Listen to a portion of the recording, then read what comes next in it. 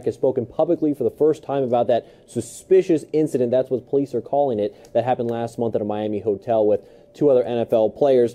And Kaepernick saying that this is a incident that has changed the way he's thinking.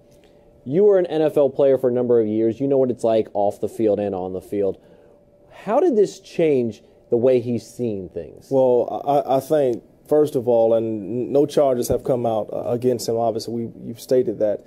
So it's kind of one of those things where you're guilt by association to something that may have happened. And because his name was put in that, he was brought into a negative light.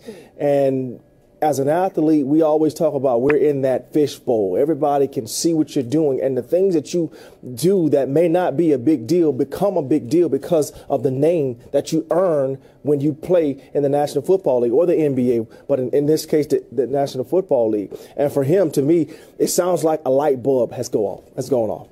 A light switch has switched on for him to understand that part of being a professional. And not everybody knows how to be a professional. Some guys go their whole careers and don't learn how to become a professional. To me, it sounds like he understands what it's going to take to be a better professional for himself, for his family, and especially for his team. And what's it going to take? It's going to take for him to say no to some things, to say no to even some of the people that some of these guys hang around with, guys that I've grown up with, and we've done some, questionable or dumb things in the past. Once my vision or my goal for where I want to be reaches this height, and theirs remain here, I have to cut ties with them. I can't hang out and do the things that I used to do at those times. And so these are the type of things that every guy has to face at some point. Some guys are able to do it, others can't. Were you ever in a position where you had to say no to friends that you just had to cut ties with? Absolutely.